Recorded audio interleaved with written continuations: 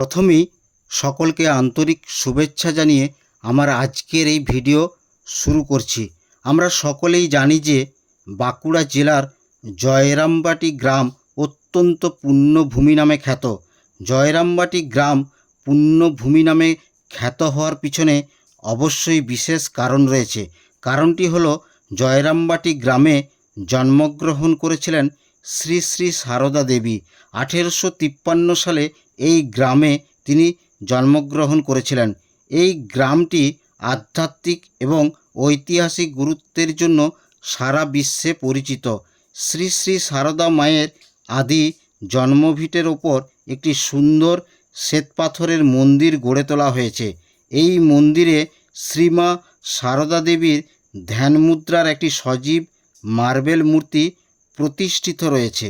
1923 সালের 19শে এপ্রিল অক্ষয় তৃতীয়ার দিন স্বামী শারদানন্দজি এই মন্দিরটি উৎসর্গ করেন। এই মন্দিরটি মাতৃ মন্দির নামে পরিচিত। ভারতবর্ষের বিভিন্ন প্রান্ত থেকে এই মাতৃমন্দির দর্শন করতে 12 মাসেই ভক্তদের আনাগোনা লেগেই থাকে।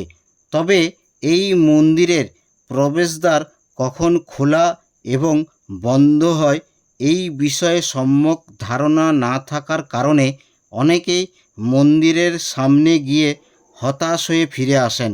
এই মন্দির কখন খোলা এবং বন্ধ হয়, এছাড়া এই মন্দিরে প্রসাদ সেবন করতে হলে কি করণীয়, এই সমস্ত তথ্য জানানোর উদ্দেশ্যেই আমার আজকের এই ভিডিও।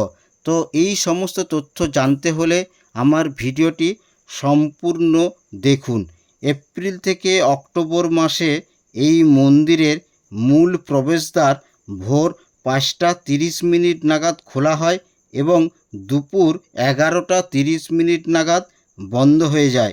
আবার বৈকাল 4টা 30 নাগাদ খোলা হয় এবং রাত্রি 8টা 30 নাগাদ বন্ধ হয়ে যায়। ইংরেজি অক্টোবর থেকে মার্চ মাস পর্যন্ত সকাল 6টায় খোলা হয় এবং 11টা 30 নাগাদ বন্ধ হয়ে যায়। আবার বৈকাল 3টায় খোলা হয় এবং রাত্রি 8টায় বন্ধ হয়ে যায়। প্রতিদিন এই মাতৃমন্দিরে 11টা 30 নাগাদ প্রসাদ বিতরণ শুরু হয়। এই প্রসাদ সেবন করার জন্য সকাল 9টা থেকে দুপুর 11টা 30 মধ্যে সাধ্যমতো অনুদান প্রদান করে কুপন সংগ্রহ করতে হয়। এই কুপন সংগ্রহ করলে আপনি এখানে দুপুরের প্রসাদ সেবন করতে পারবেন।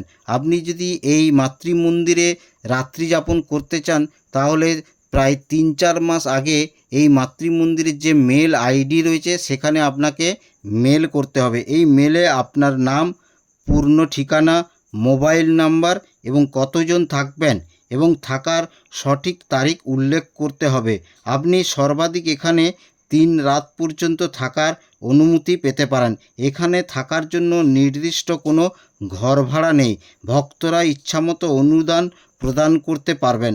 এই মাতৃমন্দিরের ভেতরে কিছু নিয়মাবলী রয়েছে যেগুলো আপনাকে মেনে চলতেই হবে। এই মাতৃমন্দির চত্বরে মোবাইল কিংবা ক্যামেরা ব্যবহার সম্পূর্ণ নিষিদ্ধ।